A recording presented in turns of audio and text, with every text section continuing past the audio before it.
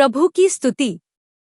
आप इस चैनल को रोजाना सुनकर 1 साल में बाइबल पढ़ सकते हैं।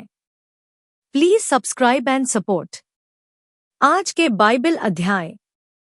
हग्गै भविष्यवक्ता की पुस्तक अध्याय 1। हग्गै भविष्यवक्ता की पुस्तक अध्याय 1।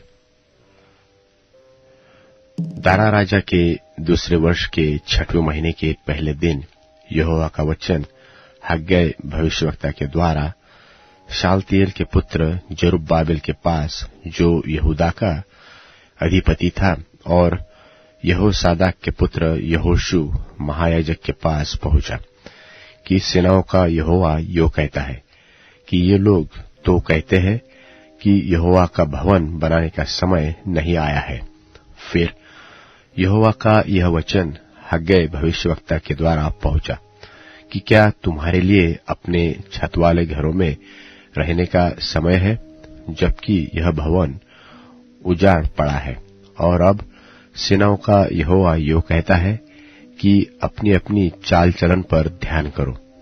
तुमने बहुत बोया परंतु थोड़ा काटा, तुम खाते हो परंतु पेट नहीं भरता, तुम पीते हो परंतु प्यास नहीं बुझती, तुम कपड़े पहनते हो परंतु गर्माते नहीं, और जो मजदूरी कमाता है वह अपनी मजदूरी की कमाई को छेद वाली थैली में रखता है। सेनाओं का यहोवा तुमसे यो कहता है कि अपने अपने चाल चलन पर सोचो, पहाड़ पर चढ़ जाओ और लकड़ी ले आओ और इस भवन को बनाओ, और मैं उसको देखकर प्रसन्न होऊंगा और मेरी महिमा होगी। यहोवा का यही वचन है। तुमने बहुत उपज की आशा रखी, परंतु देखो थोड़ी ही है। फिर जब तुम उसे घर ले आए तब मैंने उसको उड़ा दिया। और सेनाओं के यहोवा की यह वाणी है कि ऐसा क्यों हुआ? क्या यह नहीं कि मेरा भवन तो उजाड़ पड़ा है और तुमने से प्रत्येक अपने अपने घर को दौड़ा चला जाता है?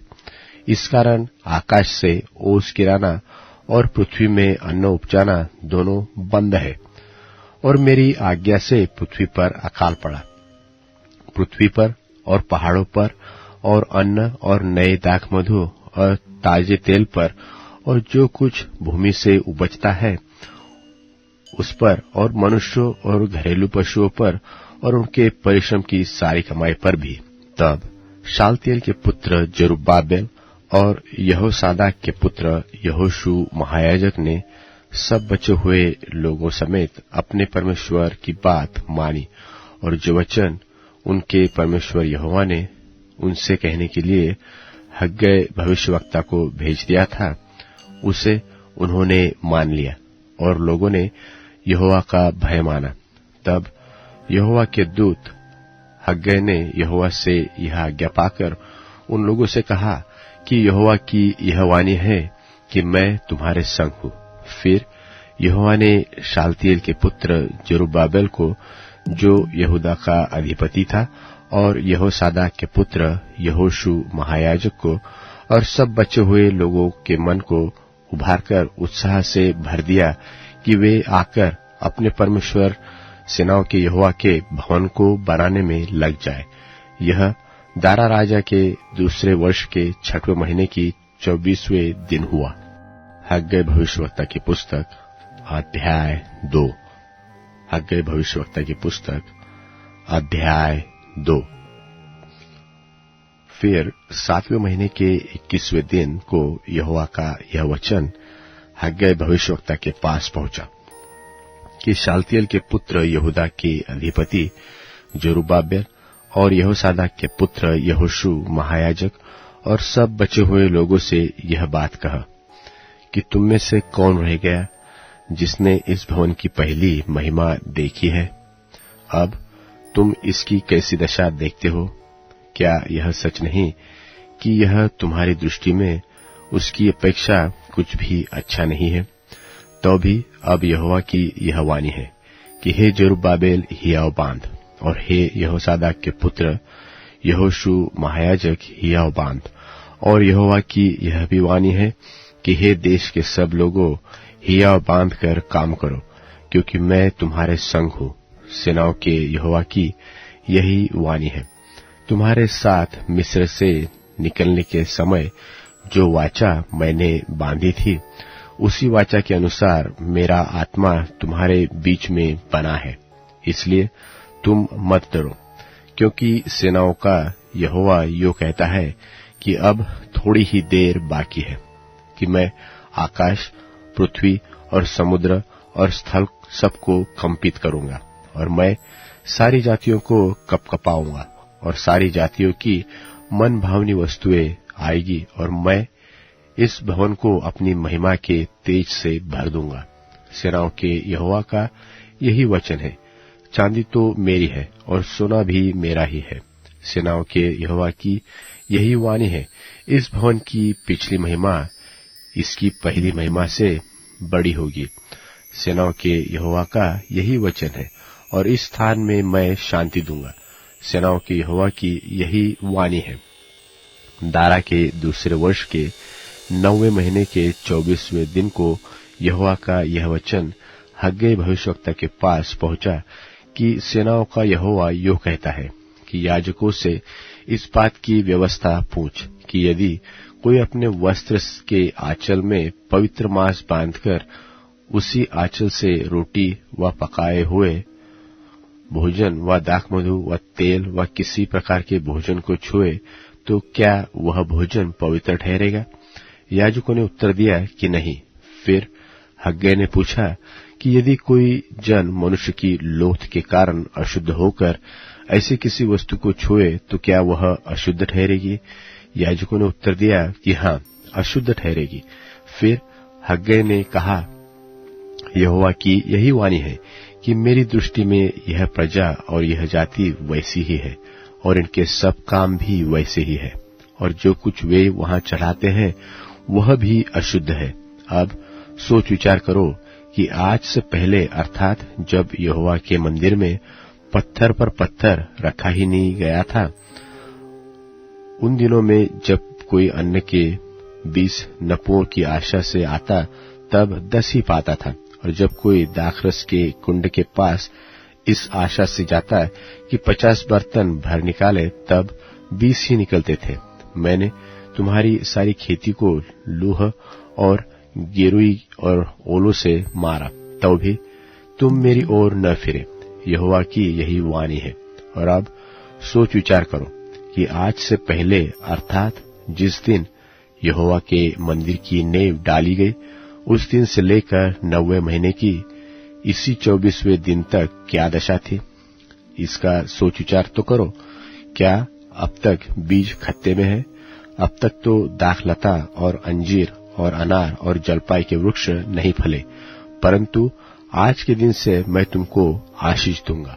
फिर उसी महीने के 24वें दिन को दूसरी बार यहोवा का यह वचन हग्गै के पास पहुंचा कि यहूदा के अधिपति जरुब्बाबेल से यो कह कि मैं आकाश और पृथ्वी दोनों को कपाऊंगा, और मैं उस राज्य की गद्दी को उलट दूंगा, और अन्य जातियों के राज्य का बल तोड़ूंगा, और रथों को चढ़वइयों समेत उलट दूंगा, और घोड़ों समेत सवार एक दूसरे की तलवार से गिरेंगे। सेनाओं के यहोवा की यह वाणी है कि उस दिन, हे शालतिएल के पुत्र, मेरे दास जरुब्बाबेल, मैं तुझे लेकर अंगूठी के समान रखूंगा। और यहोवा की यही वाणी है, क्योंकि मैंने तुझी को चुन लिया है। सेनाओं के यहोवा की यही वाणी है। यूहन्ना का प्रकाशित वाक्य 16वां अध्याय। फिर मैंने मंदिर में किसी को ऊंचे शब्द से उन 7 स्वर्गदूतों से यह कहते सुना कि जाओ, परमेश्वर के प्रकोप के 7 कटोरों को पृथ्वी पर उंडेल दो। सो पहले ने जाकर अपना कटोरा पृथ्वी पर उंडेल दिया, और उन मनुष्यों के जिन पर पशु की छाप थी और जो उसकी मूरत की पूजा करते थे, एक प्रकार का बुरा और दुखदाई फोड़ा निकला। और दूसरे ने अपना कटोरा समुद्र पर उंडेल दिया, और वह मरे हुए का सा लोहू बन गया, और समुद्र में का हर एक जीवधारी मर गया। और तीसरे ने अपना कटोरा नदियों और पानी के सोतों पर उंडेल दिया, और वे लोहू बन गए। और मैंने पानी के स्वर्गदूत को यह कहते सुना कि हे पवित्र जो है और जो था, तू न्यायी है और तूने यह न्याय किया, क्योंकि उन्होंने पवित्र लोगों और भविष्यद्वक्ताओं का लोहू बहाया था और तूने उन्हें लोहू पिलाया, क्योंकि वे इसी योग्य हैं। फिर मैंने वेदी से यह शब्द सुना कि हाँ, हे सर्वशक्तिमान प्रभु परमेश्वर, तेरे निर्णय ठीक और सच्चे हैं। और चौथे ने अपना कटोरा सूर्य पर उंडेल दिया और उससे मनुष्यों को आग से झुलसा देने का अधिकार दिया गया, और मनुष्य बड़ी तपन से झुलस गए और परमेश्वर के नाम की, जिससे इन विपत्तियों पर अधिकार है, निंदा की और उसकी महिमा करने के लिए मन न फिराया। और पांचवें ने अपना कटोरा उस पशु के सिंहासन पर उंडेल दिया और उसके राज्य पर अंधेरा छा गया, और लोग पीड़ा के मारे अपनी अपनी जीभ चबाने लगे और अपनी पीड़ाओं और फोड़ों के कारण स्वर्ग के परमेश्वर की निंदा की और अपने अपने कामों से मन न फिराया। और छठवें ने अपना कटोरा बड़ी नदी फुरात पर उंडेल दिया और उसका पानी सूख गया कि पूर्व दिशा के राजाओं के लिए मार्ग तैयार हो जाए। और मैंने उस अजगर के मुंह से और उस पशु के मुंह से और उस झूठे भविष्यद्वक्ता के मुंह से 3 अशुद्ध आत्माओं को मेंढकों के रूप में निकलते देखा। ये चिन्ह दिखाने वाली दुष्ट आत्मा है, जो सारे संसार के राजाओं के पास निकलकर इसलिए जाती हैं कि उन्हें सर्वशक्तिमान परमेश्वर के उस बड़े दिन की लड़ाई के लिए इकट्ठा करें। देख, मैं चोर की नाई आता हूँ। धन्य वह है जो जागता रहता है और अपने वस्त्र की चौकसी करता है कि नंगा न फिरे और लोग उसका नंगापन न देखें। और उन्होंने उनको उस जगह इकट्ठा किया जो इब्रानी में हरमगिदोन कहलाता है। और 7वें ने अपना कटोरा हवा पर उंडेल दिया और मंदिर के सिंहासन से यह बड़ा शब्द हुआ कि हो चुका।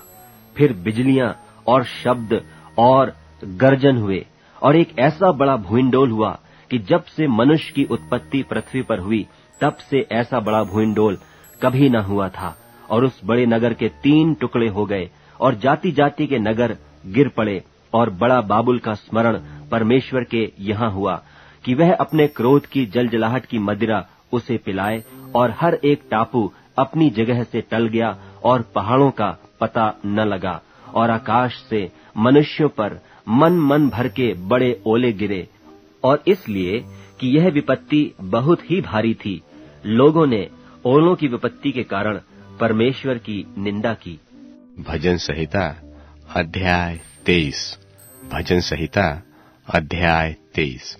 जब तू किसी हकीम के संग भोजन करने को बैठे, तब इस बात को मन लगाकर सोचना कि मेरे सामने कौन है, और यदि तू खाऊ हो तो थोड़ा खाकर भूखा उठ जाना। उसकी स्वादिष्ट भोजन वस्तुओं की लालसा न करना, क्योंकि वह धोखे का भोजन है। धनी होने के लिए परिश्रम न करना, अपनी समझ का भरोसा छोड़ना। क्या तू अपनी दृष्टि उस वस्तु पर लगाएगा जो है ही नहीं? उस उकाब पक्षी की नाई पंख लगाकर निसंदेह आकाश की ओर उड़ जाता है। जो डाह से देखता है उसकी रोटी न खाना और न उनकी स्वादिष्ट भोजन वस्तुओं की लालसा करना, क्योंकि जैसा वह अपने मन में विचार करता है वैसा वह आप है। वह तुझसे कहता है कि खा पी, परंतु उसका मन तुझसे लगा नहीं। जो कौर तूने खाया हो उसे उगलना पड़ेगा और तू अपनी मीठी बातों का फल खोएगा। मूर्ख के सामने न बोलना, नहीं तो वह तेरे बुद्धि के वचनों को तुच्छ जानेगा। पुराने सिवानों को न बढ़ाना और न अनाथों के खेत में घुसना, क्योंकि उनका छुड़वाने वाला सामर्थ्य है। उनका मुकदमा तेरे संग वही लड़ेगा। अपना हृदय शिक्षा की ओर और अपने कान ज्ञान की बातों की ओर लगाना। लड़के की ताड़ना न छोड़ना, क्योंकि यदि तू उसको छड़ी न मारे तो वह न मरेगा। तू उसको छड़ी से मारकर उसका प्राण अधोलोक से बचाएगा। हे मेरे पुत्र, यदि तू बुद्धिमान हो तो विशेष करके मेरा ही मन आनंदित होगा, और जब तू सीधी बातें बोले तब मेरा मन प्रसन्न होगा। तू पापियों के लिए मन में डाह न करना, दिन भर यहोवा का भय मानते रहना, क्योंकि अंत में फल रहेगा, फल मिलेगा, क्योंकि तेरी आशा न टूटेगी। हे मेरे पुत्र, तू सुनकर बुद्धिमान हो और अपना मन सुमार्ग में सीधा चला, दाख मधु के पीने वालों में न होना, न मांस के अधिक खाने वालों की संगति करना, क्योंकि पियक्कड़ और खाऊ अपना भाग खोते हैं और पिनकने वालों को चिथड़े पहने पड़ते हैं। अपने जन्माने वाले की सुनना, और जब तेरी माता बुढ़िया हो जाए तब भी उसको तुच्छ न मानना। सच्चाई को मोल लेना, बेचना नहीं, और बुद्धि और शिक्षा और समझ को भी मोल लेना। धर्मी का पिता बहुत मगन होता है और बुद्धिमान का जन्माने वाला उसके कारण आनंदित होता है। तेरे कारण माता पिता आनंदित और तेरी जननी मगन हो जाए। हे मेरे पुत्र, अपना मन मेरी ओर लगा और तेरी दृष्टि मेरे चाल चलन पर लगी रहे। वेश्या गहरा गड्ढा ठहरती है और पराई स्त्री सकेत कुएं के समान है।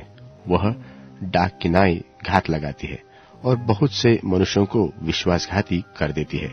कौन कहता है हाय, कौन कहता है हाय हाय, कौन झगड़े रगड़े में फंसाता है, कौन बकबक करता है, किसके अकारण घाव होते हैं, किसकी आंखें लाल हो जाती है। उनकी जो दाख मधु देर तक पीते हैं, जो मसाला मिला हुआ दाख मधु ढूंढने को जाते हैं।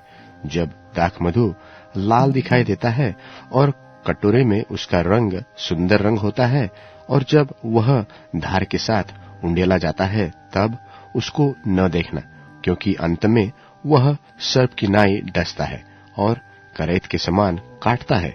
तू विचित्र वस्तुएं देखेगा और उल्टी सीधी बातें बकता रहेगा, और तू समुद्र के बीच लेटने वाले व मरतलु के सिरे पर सोने वाले के समान रहेगा। तू कहेगा कि मैंने मार तो खाए, परंतु दुखित न हुआ। अब Amazon music, tune in, Spotify और YouTube म्यूजिक में उपलब्ध है। Please follow it.